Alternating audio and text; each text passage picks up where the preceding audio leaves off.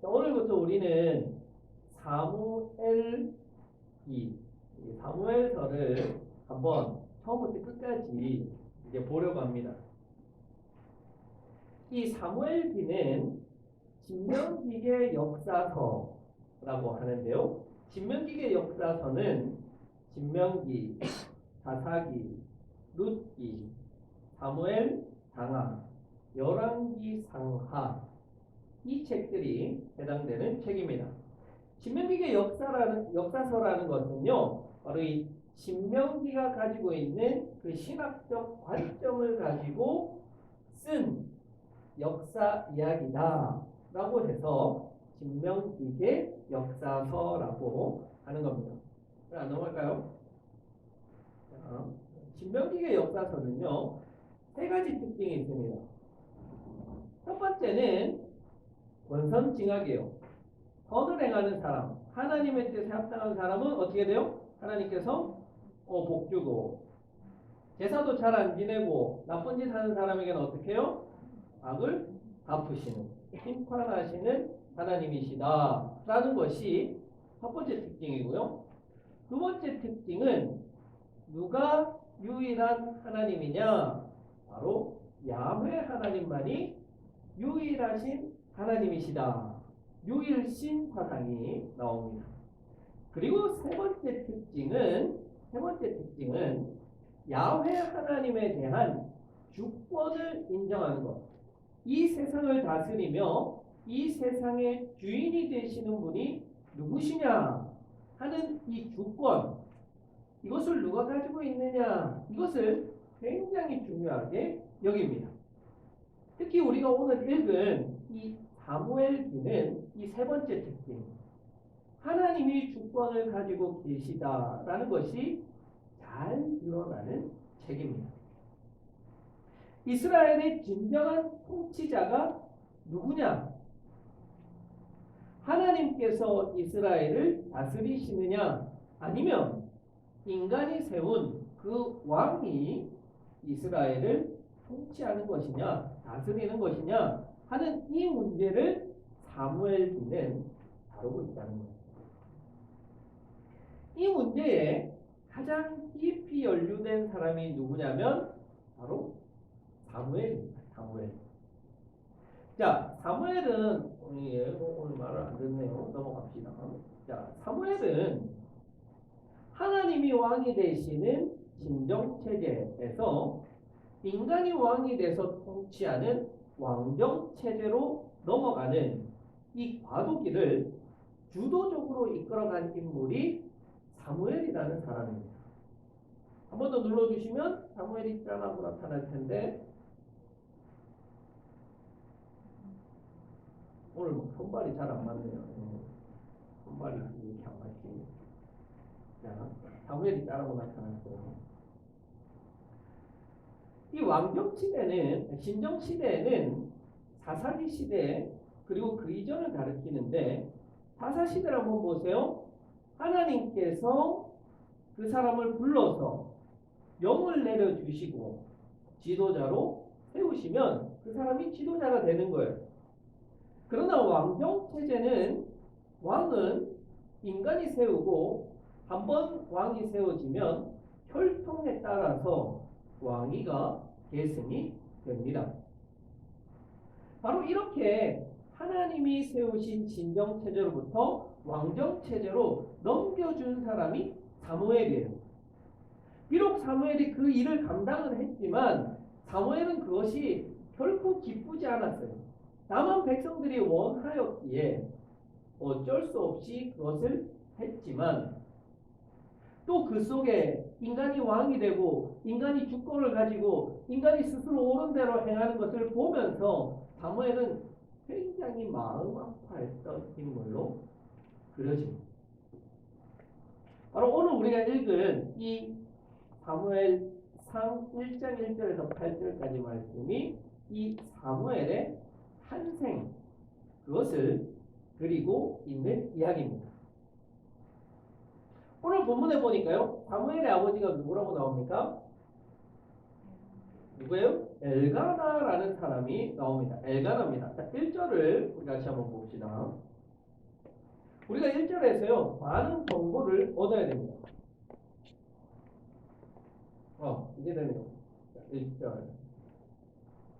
자, 제가 정보를 이제 많이 얻어야 되는데, 여러분에게 이 고급 정보를 드리지 않겠습니다. 여러분들이 고급 정보를 받지 않은 상태에서 엘가나는 어떤 사람입니까, 여러분? 1장 1절에서 8절까지 읽어본 상태에서 엘가나는 어떤 사람이에요? 단순하게 좋은 사람이에요? 나쁜 사람이에요? 좋은 사람 같아요? 네, 얼마나 여러분 좋은 사람이에요? 1년에 한 번씩 꼬박꼬박 하나님께 제사를 드린대요. 훌륭하죠? 또 아이를 갖지 못해서 슬퍼하는 아내를 위로하는 그 위로를 할 때 아내에게 먹을 거를 2배로 많이 줬고, 한나가 울고 있을 때 옆에 찾아가서 위로하는 그 말을 한번 보세요, 여러분. 얼마나 요즘 말로 하면 스윗합니다. 당신한테 아들이 10명이 있대도 당신만 못해. 나는 당신밖에 없어. 한번 해볼까요? 지금 못하겠죠. 참아. 집에 가시면 한번 해보세요. 당신밖에 없어. 우리가 봐도 참 스윗한데, 여러분 이 시대는요 3000년 전이에요. 이 3000년 전에 아이를 갖지 못하는 아내는 사람 취급 못 받는 거예요. 내다 버려도 그 당시 관습에 의하면 아무런 문제가 없어요. 그럼에도 불구하고 이 엘가나라는 사람은 참 아내를 위로할 줄 알고 배려할 줄 알고 인간적이고 매력적인 사람 같아요. 참 좋은 사람인 것 같아요. 우리가 이렇게 엘가나를 이해하면요, 엘가나를 제대로 못 본 거예요. 왜? 1절이 주는 고급 정보를 우리는 놓치고 있기 때문에. 자, 이제 정보를 한번 드릴게요. 우리가 성경에 나오는 인물을 파악할 때 그 사람이 어느 지파이냐 하는 것이 굉장히 중요합니다. 어느 지역 사람인가를 아는 게 중요하잖아요. 여러분 그렇잖아요. 그렇죠? 지금도 우리 중요해요. 우리가 어떤 사람을 처음 만나면 제일 먼저 고향이 말투가 우리 동네 말투 같은데 지역이 중요한 거예요. 한 가지 안타까운 것은요, 이번 지방선거가 저는 조금 안타까웠어요. 뭐냐면 그 예전에 이제 지역구도로 다시 돌아가 버렸더라고요. 왼쪽은 파란색, 오른쪽은 빨간색. 이 지역주의가 없어져야지요 한국이 사는데, 여전히 한국이 이 내리 속에 이 지역주의가 꽉 차 있는 거예요. 각인되어 있는 거예요. 그러니까 아직도요, 우리는 전라도 며느리 좀, 전라도에 가면 경상도 사람 좀, 이런 모습이요 성경 속에서는 지파별로 나타나요. 지파별. 그래서 지파를 알아야 돼요. 자, 1절을 봅시다. 1절에서 엘가나는 어디 지파라고 나옵니까? 에브라임 지파라고 하면 여러분들은 이제 쏘은 거예요. 에브라임 지파에 속한, 그렇죠? 속한이라는 것으로 봐서 우리가 에브라임 지파라고 생각하지만요, 사실 엘가나는요 레위 지파예요. 레위. 자, 뒤에 보니까 엘가나의 족보가 나옵니다. 아버지는 여로함, 할아버지는 엘리후, 중조 할아버지는 도후, 고조 할아버지는 숫이라는 사람이 나옵니다. 자, 이 족보가 또 어디에 나오냐면요, 역대상 6장에 나와요. 근데 역대상 6장은 어떤 내용이냐? 레위의 후손들이 나와요. 바로 레위 지파라는 거예요. 6장 25절에 엘가나 이름이 나오고요, 6장 28절에 사무엘의 이름이 등장합니다. 이것을 보면요, 확실히 엘가나라고 하는 사람은 레위 지파라는 것을 알 수 있는데, 이 인간은 도대체 왜 에브라임 지파 땅에 가서 살고 있는 것인가? 하는 이것을 해결해야겠죠. 왜 갔을까요? 이것은요, 레위인들이 가지는 그 종교적 특성, 사회 지위적 특성 때문에 그런 거예요. 레위인들은 땅을 받지 못했죠. 대신에 레위인들은 전국 각지로 흩어져야 했습니다. 흩어져서 제사장들을 보좌하는 일을 하고 종교 지도자로서 백성들에게 율법 가르치는 일들을 했던 거예요. 그리고 레위인들은요, 우리 옛날 개혁 한글 성경에는 24반차 기억나세요? 네, 처음 듣는 듯한 표정이신데 24반차라는 것은요 24개의 팀으로 나눈 거예요. 그래서 이 24개의 팀이 1년에 2번씩 성소에 가서 봉사하는 각 팀. 엘가나는 인간적으로 너무 훌륭한 사람이었어요. 아내에게 너무나도 잘하는 그런 스윗가이였습니다. 그러나요? 종교 지도자로서 레위인으로서 하나님과의 관계 맺는 사람으로서는 문제가 있다는 사람이에요. 자, 여러분 레위 지파에 속한 레위인은 1년에 2차례 성소에 가서 봉사해야 된다고 했지만 엘가나는 이게 없어요. 봉사하지 않아요. 더군다나 엘가나는 매년 한 번씩 실로에 가서 제사를 지냈다고 했는데 여기서 실로는 성막, 성소가 있는 곳이에요. 여기 가서 한 번 제사를 지냈는데 그럼 그 정도는 잘했지? No. 여러분 이스라엘 성인 남성은 1년에 3번 성막에 올라가서 제사 드려요. 6월절, 7절절, 초막절. 그런데요 엘가나는 한 번밖에 안 해요. 잘한 거예요? 못한 거예요? 못한 거예요.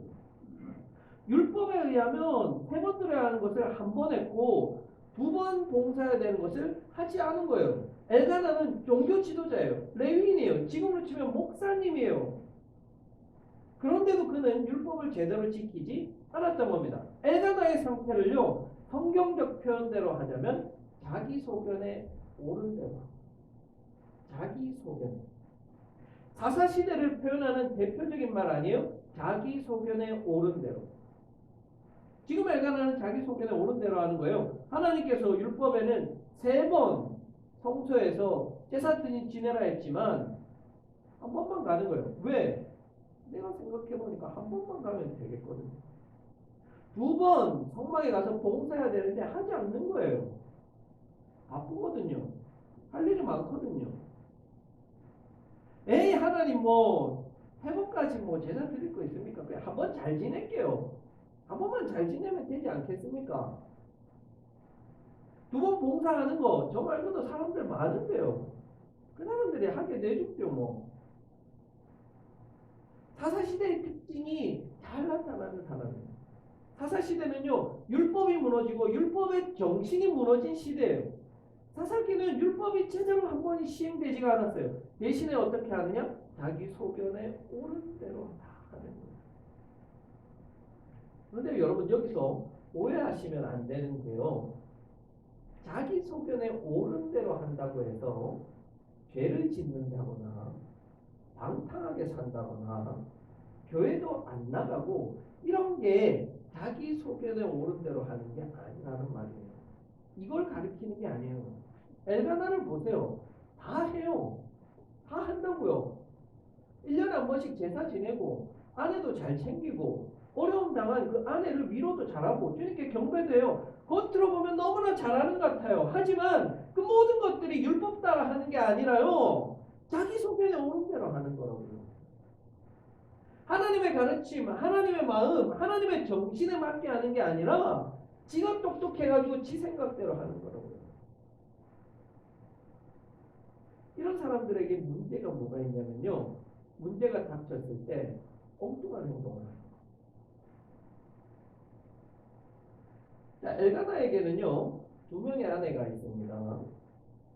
근데 제가 봤을 때는요. 이거부터가 문제예요. 아내를 2명이나 뒀는데 문제가 안 일어나면 그게 문제 아니에요? 이건 있을 수가 없어요. 한 명하고만 살아도 맨날 전쟁입니다. 두 명하고 산다면 저는 차라리 두 명하고 살아요. 혼자 살겠어요. 웃으시는 분은 다 동의하시는 거예요. 결혼하신 분들은 다 웃는데 우리 청년들 안 웃잖아요. 모르거든요. 결혼해 보시면 아는 거예요. 그러니까 이해가 안 되지만 왜 엘가나는 두 명이나 아내를 뒀을까? 이 문제를 만드는 이 행동을 왜 했을까? 성경에서는요, 이름이 두 명, 세 명이 나올 때 차례대로 기록되면요, 앞에 있는 사람이 먼저 된 사람이에요. 한나가 이 분인나보다 먼저 들어온 본처라는 말이에요. 자, 이 본처가 있었는데 아기를 못 가지고, 그러니까 엘가나가 어떻게 했을까요? 애를 가지려고 후처를 드린 거죠. 그런 일들을 비난할 수는 없어요. 왜요? 성경의 그런 일들은 흔히 일어나는 일이잖아요. 대표적으로 아브라함, 아이를 가져야 되는데 하나님께서 약속을 주셔가지고 그 약속을 이루기 위해서는 아내가 아이를 가져야 되는데 안 되는 거예요. 그러니까 누구를 아내로 취합니까? 아내의 여종인 하갈을 후처로 들여서 이스마엘을 낳습니다. 이것이요, 여러분 인간적인 관점에서 보면요, 잘한 일이에요. 왜? 문제를 적절하게 해결한 것처럼 보여요. 그러니까 금방 아들을 얻잖아요. 이스마엘이라는 아들.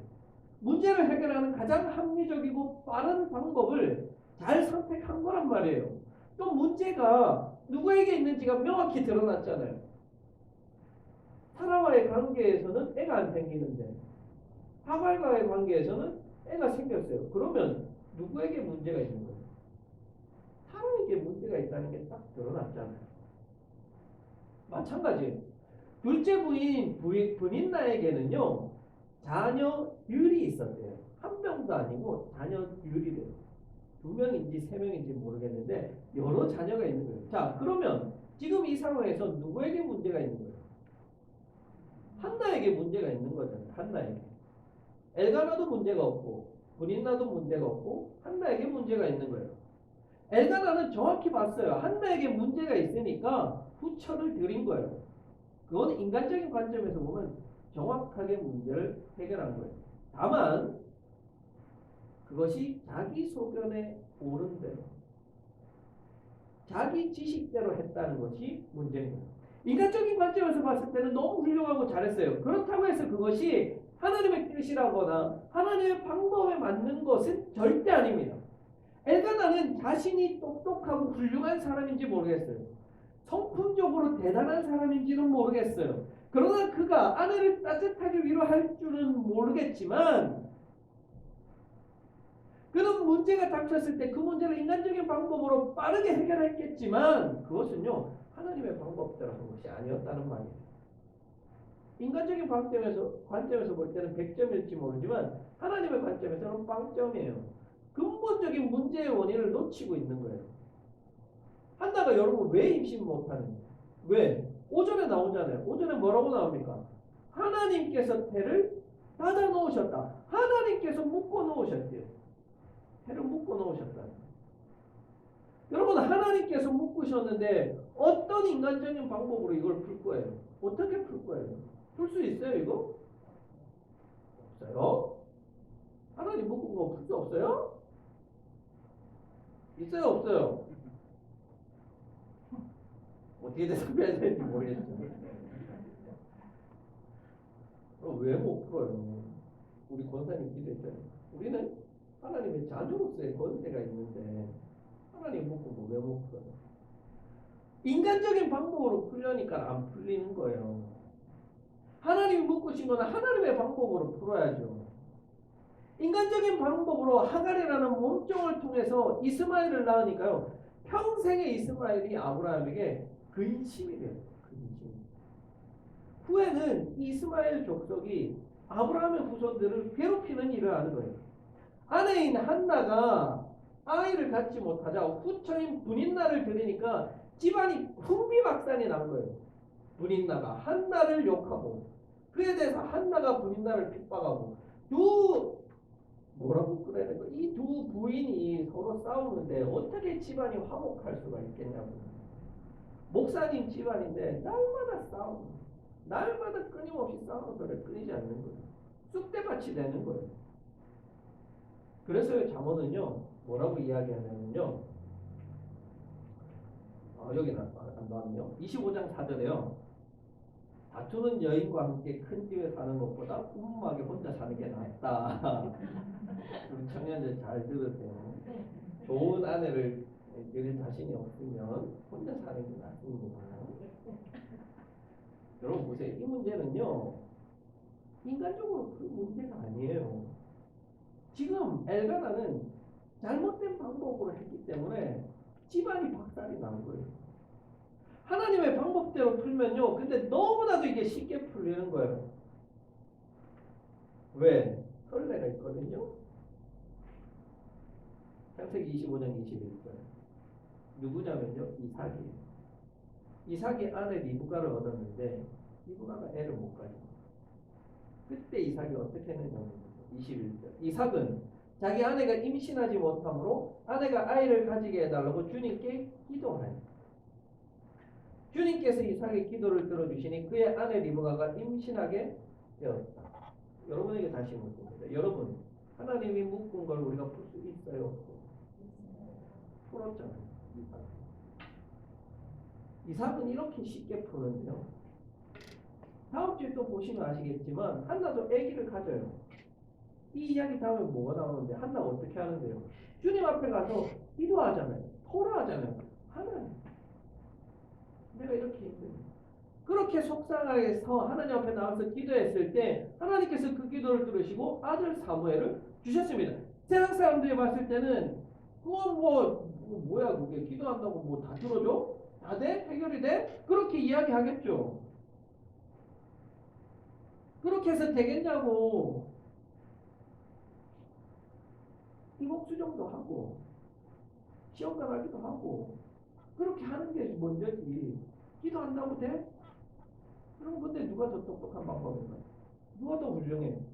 세상 사람들은요 엘가나를 훌륭하다 하겠지만요 하나님이 보시기에는 이삭이 훌륭하고요 한나가 훌륭하고 한나가 마음에 드는 거예요. 자기 속에는 옳은 대로 하는 게 아니라 하나님의 주권을 인정하고 하나님 마음에 흡족한 그 사람, 하나님이 그 사람을 원하시는 거예요. 하나님이야말로 태를 열기도 하시고 닫기도 하시는 분이시라는 그 하나님의 주권을 인정할 때 그분에게 나의 이 답답함을 진심으로 털어놓고 토로할 때 하나님 들으시고 응답하시잖아요. 왜 걱정하는데? 왜 나 안 찾아오는데? 내가 너를 돌보고 내가 너에게 귀를 기울이고 있고 내가 너를 얼마나 소중하게 여기는데 하물며 들에 피었다가 지는 저 들꽃 이름 없는 풀 한 포기까지도 내가 관심을 가지고 사랑하고 있는데 그보다 소중한 내 자녀인 너희니 왜 나한테 오지 않아? 왜 나한테 이야기하지 않아? 우리가 하나님을 믿는다는 것은요 자기 속에는 옳은 것을 내려놓고 자기가 인간적으로 훌륭한 거, 똑똑한 거, 인간적으로 할 수 있는 모든 술수를 내려놓고 하나님께서 하시도록 내어드리는 거예요. 자기를 내어드리는 거예요. 그게 우리가 할 일이에요. 그럼에도 불구하고요 이스라엘 백성들은 왕을 원했어요. 하나님의 주권, 하나님의 통치하심을 인정하지 않고 왕을 원했어요. 왜? 주변 나라들이 다 그렇게 하니까. 세상의 흐름이 그러니까. 그렇게 해서 다른 나라들이 강해졌으니까. 그렇게 하는 거예요. 그게 맞아 보여요. 근데 여러분 그렇게 했을 때 이스라엘은 어떻게 됐냐면요. 멸망했어요. 이들은요. 자기들이 겨우 그 나라를 세우고 그렇게 한 민족이 모여서 살아갈 수 있었던 것이 하나님의 은혜였다는 것을 몰랐다. 자기들이 강해서 자기들이 대단한 민족이어서 그렇게 되었다라고 생각했어요. 여러분은 인간적으로 훌륭하세요? 성품이 좋고 혹은 머리가 좋아서 어떤 문제가 왔을 때 척척척 잘 해결해 나갈 수 있는 그런 능력이 있다고 여러분들 자신하세요? 아니면 나는 시대적 흐름을 너무 잘 읽어서 이렇게 하면 돼. 그것에 맞추어서 잘 살아가고 있는 것처럼 생각하세요? 훌륭하세요. 다만 하나님 보시기에는 훌륭하지 않다. 하나님은 인생의 모든 것의 주인으로서의 권리, 주권이 하나님께 있다는 것을 인정하고 그분의 뜻을 구하는 이들을 찾으시는 거예요. 그래서 우리가 기도하는 거예요. 하나님께서 맨 것을 푸는 것, 하나님이 하셔야 하기에 하나님께 기도하는 거예요. 하나님께 기도하는 것은요, 내 삶의 주권과 내 삶의 모든 인도하심과 통치하심이 나에게 달려있는 것이 아니라 하나님께 있고 내 삶에 메고 푸는 것이 하나님께 있음을 고백하는 그 고백이 그 바탕에 깔려있잖아요. 제 이야기를 하고 이제 마치려고 하는데요. 제가 요즘에 저뿐만 아니라 우리 가족이 이제 집이 전세 계약이 다 돼가요. 그래서 이사를 가야 되는데 이 묵삼이 이사 갈 집이 없어요. 전세가 아예 없고. 그러면 이제 집을 사야 되겠는데 6개월 만에 집값이 1,000만 원. 작년 10월에 집을 재계약할 때 주인이 지금 사는 집을 사라 그래요. 지금 전세 있는 가격 지난주에 통화하니까 1,000만 원 딱 6개월. 어떻게 해야 돼요? 사장이 너무 많이 올랐고 안 사장이 이사 갈 데가 없어요. 어떻게 해야 돼요? 정말 막막한 거예요. 그래서 이 교회에서 뭐 살아야 되나? 개척교회 목사는 교회에서 살아야 되잖아요. 굉장히 스트레스가 되게 심했어요. 한 달간. 그런데 우리 지난 계속해서 성경 쓰기 하고 있는데요. 제가 맡은 성경 쓰기 부분이 지난주에 베드로전서 5장 이것을 쓰는데 딱 이 말씀이 나온 거예요. 여러분의 걱정을 모두 하나님께 맡기십시오. 하나님께서는 여러분을 돌보고 계십니다. 이 말씀을 썼는데 연달아 이 말씀이 딱 떠오르는 거예요. 마태복음 6장 28절. 또 너희가 어찌 의복을 위하여 염려하느냐. 열의 백합화가 어떻게 자라는가 생각하여 보라. 수고도 아니하고 길쌈도 아니하느니라. 그러나 내가 너희에게 말하노니 솔로몬의 모든 영광으로 입은 것이 이 꽃 하나만 갖지 못하였느니라. 오늘 있다가 내일 아궁이에 던져지는 들풀도 하나님이 이렇게 입히시거든. 하물며 너희일까 보냐. 하물며 너희일까 보냐. 믿음이 작으냐. 그러므로 염려하여 이르기를 무엇을 먹을까 무엇을 마실까 무엇을 입을까 하지 말라. 이는 다 이방인들이 구하는 것이다. 너희 하늘아버지께서는 이 모든 것이 너희에게 있어야 할 줄을 아시느니라.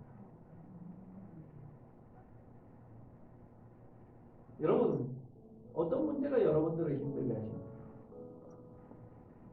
무엇이 여러분들의 삶을 묶고 메어서 내가 이러지도 못하고 저러지도 못하는 그런 상황으로 내버리고 있습니다.